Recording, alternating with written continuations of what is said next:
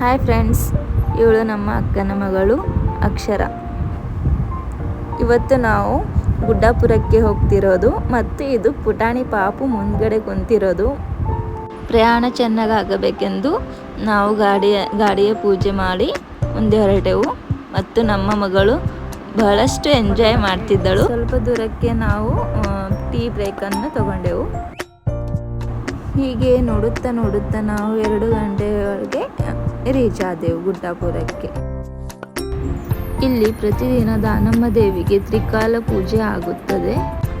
ಬೆಳಿಗ್ಗೆ ಬಾಲ್ಯದ ಹುಡುಗಿಯ ಥರ ಅಲಂಕಾರ ಮಾಡುತ್ತಾರೆ ದಾನಮ್ಮ ದೇವಿಗೆ, ಮತ್ತು ಮಧ್ಯಾಹ್ನ ಸುಂದರವಾದ ಯುವತಿಯ ಥರ ಅಲಂಕಾರ ಮಾಡುತ್ತಾರೆ.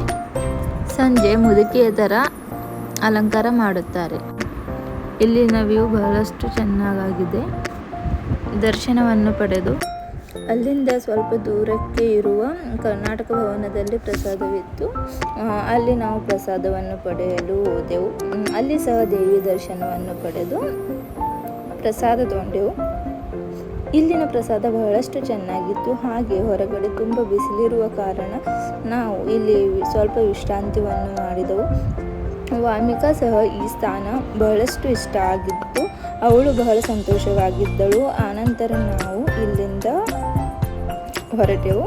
ಇಲ್ಲಿಂದ ಸ್ವಲ್ಪ ದೂರಕ್ಕೆ ಇರುವ ಚಡ್ಚಣ ಎಂಬ ಊರಿನಲ್ಲಿ ಬಾಹುಬಲಿ ಮಾಲಿಗೆ ನಾವು ಹೋದೆವು. ಅಲ್ಲಿ ಬಹಳಷ್ಟು ವೆರೈಟಿ ಕಲೆಕ್ಷನ್ಗಳಿದ್ದವು. ಅಲ್ಲಿನ ನನಗೆ ವಾಲ್ ಕ್ಲಾಕ್ ಬಹಳ ಯುನೀಕ್ ಅನಿಸಿತ್ತು, ಇಷ್ಟವಾಯಿತು. ಅಲ್ಲಿಂದ ನಾವು ಶಾಪಿಂಗ್ ಮಾಡಿ ನಮ್ಮ ಊರಿಗೆ ಹೊರಟೆವು.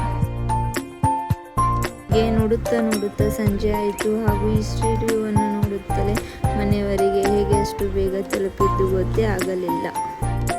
ಇದೇ ಥರ ವ್ಲಾಗ್ಸ್ ಇನ್ನಷ್ಟು ಪಡೆಯಲು like, share and do subscribe, and thanks for watching till and bye.